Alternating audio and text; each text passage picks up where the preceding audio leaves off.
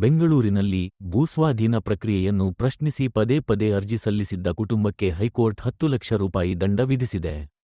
ಪರಿಹಾರ ಪಡೆದ ಬಳಿಕವೂ ಮತ್ತೆ ಮತ್ತೆ ಅರ್ಜಿ ಸಲ್ಲಿಸಿದ್ದು ನ್ಯಾಯಾಂಗ ನಿಂದನೆಯಾಗುತ್ತದೆ ಎಂದು ನ್ಯಾಯಾಲಯ ಹೇಳಿದೆ. ಈ ಕುಟುಂಬವು ನ್ಯಾಯಾಲಯದ ಸಮಯವನ್ನು ವ್ಯರ್ಥ ಮಾಡಿದೆ ಎಂದು ನ್ಯಾಯಮೂರ್ತಿಗಳು ತೀರ್ಮಾನಿಸಿದ್ದಾರೆ. ಬಡಾವಣೆ ನಿರ್ಮಾಣಕ್ಕಾಗಿ ಸ್ವಾಧೀನಪಡಿಸಿಕೊಂಡ ಜಮೀನಿಗೆ ಪರಿಹಾರ ಪಡೆದ ಬಳಿಕವೂ ಸ್ವಾಧೀನ ಪ್ರಕ್ರಿಯೆ ಪ್ರಶ್ನಿಸಿ 7 ಬಾರಿ ಸಲ್ಲಿಸಿದ್ದ ಅರ್ಜಿಗಳು ವಜಾಗೊಂಡಿರುವುದನ್ನು ಮರೆಮಾಚಿ ಮತ್ತೆ 8ನೇ ಸಲ ಅರ್ಜಿ ಸಲ್ಲಿಸಿದ್ದ ಕುಟುಂಬಕ್ಕೆ ಕರ್ನಾಟಕ ಹೈಕೋರ್ಟ್ 10 ಲಕ್ಷ ರೂಪಾಯಿ ದಂಡ ವಿಧಿಸಿದೆ. ಅಲ್ಲದೆ ಆ ಕುಟುಂಬದ ನಡೆಗೆ ತೀವ್ರ ಅಸಮಾಧಾನ ವ್ಯಕ್ತಪಡಿಸಿ ಇದೊಂದು ನ್ಯಾಯಾಂಗ ಪ್ರಕ್ರಿಯೆಯ ದುರುಪಯೋಗ ಎಂದು ಚಾಟಿಬೀಸಿದೆ. ನಗರದ ದೊಡ್ಡಬಸ್ತಿ ಮುಖ್ಯರಸ್ತೆಯ ಭುವನೇಶ್ವರಿ ನಗರದ ಗಂಗಮ್ಮ ಮತ್ತು ಕುಟುಂಬದವರು ಸಲ್ಲಿಸಿದ್ದ ಅರ್ಜಿಯನ್ನು ವಜಾಗೊಳಿಸಿರುವ ನ್ಯಾಯಮೂರ್ತಿ ಎಂ.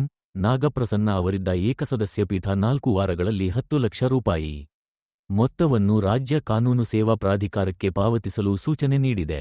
ನ್ಯಾಯಾಂಗ ಪ್ರಕ್ರಿಯೆಯ ಪಾವಿತ್ರ್ಯತೆಯನ್ನು ಕಣ್ಣಕಗೊಳಿಸಿದಂತಾಗಲಿದೆ. ಪ್ರಕರಣ ಸಂಬಂಧ ಮೊದಲ ಅರ್ಜಿ 1994ರಲ್ಲಿ ಸಲ್ಲಿಕೆಯಾಗಿದೆ. ಈವರೆಗೂ 8 ಬಾರಿ ಕಾನೂನು ಹೋರಾಟ ನಡೆದಿದೆ. ಎಲ್ಲ ಅರ್ಜಿಗಳು ವಜಾಗೊಂಡಿವೆ.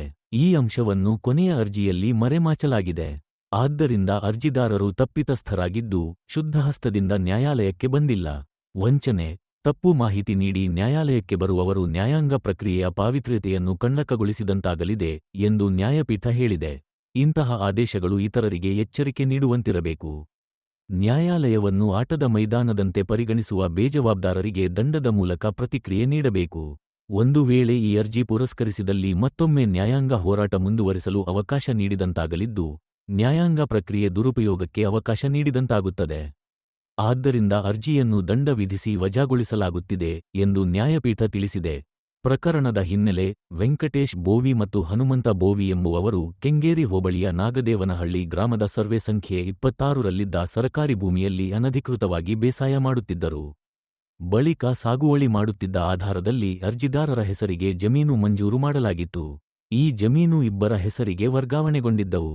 ಉದ್ದೇಶಿತ ಜಮೀನನ್ನು Gavipuram extension house building cooperative ಸೊಸೈಟಿಯಿಂದ ಬಡಾವಣೆ ನಿರ್ಮಾಣಕ್ಕಾಗಿ 1986ರಲ್ಲಿ ಪ್ರಾಥಮಿಕ ಅಧಿಸೂಚನೆ ಮತ್ತು 1987ರಲ್ಲಿ ಅಂತಿಮ ಅಧಿಸೂಚನೆ ಹೊರಡಿಸಿ ಸ್ವಾಧೀನಪಡಿಸಿಕೊಳ್ಳಲಾಗಿತ್ತು.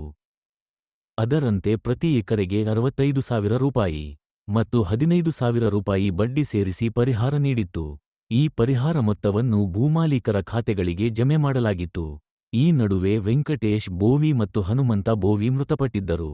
ಅದಾದ ಬಳಿಕ ಜಮೀನನ್ನು ಭೂಸ್ವಾಧೀನ ಪ್ರಕ್ರಿಯೆಯಿಂದ ಕೈಬಿಡಬೇಕೆಂದು ಕೋರಿ ಮೃತರ ವಾರಸುದಾರರು ಕಾನೂನು ಹೋರಾಟಕ್ಕೆ ಮುಂದಾಗಿದ್ದರು. 1992ರಲ್ಲಿ ಜಮೀನನ್ನು ಸ್ವಾಧೀನ ಪ್ರಕ್ರಿಯೆಯಿಂದ ಕೈಬಿಡುವಂತೆ ಕೋರಿ ವಿಶೇಷ ಜಿಲ್ಲಾಧಿಕಾರಿಗಳಿಗೆ ಮನವಿ ಸಲ್ಲಿಸಿದ್ದರು. ಆ ಮನವಿಯಂತೆ ವಿಶೇಷ ಜಿಲ್ಲಾಧಿಕಾರಿಗಳು 1993ರಲ್ಲಿ ಉದ್ದೇಶಿತ ಭೂಮಿಯನ್ನು ಸ್ವಾಧೀನದಿಂದ ಕೈಬಿಡಲು ಶಿಫಾರಸು ಮಾಡಿದ್ದರು. ಜತೆಗೆ ಅಧಿಸೂಚನೆ ಹೊರಡಿಸಲು ಸೂಚನೆ ನೀಡಿದ್ದರು. ಆದರೆ ಆ ಶಿಫಾರಸು ಜಾರಿಯಾಗಿರಲಿಲ್ಲ. ಆನಂತರ ಭೂಸ್ವಾಧೀನ ಕೈಬಿಡುವಂತೆ 1993ರಿಂದ 2025ರವರೆಗೂ ಹಲವು ಬಾರಿ ಅರ್ಜಿಗಳನ್ನು ಸಲ್ಲಿಸಿದ್ದಾರೆ.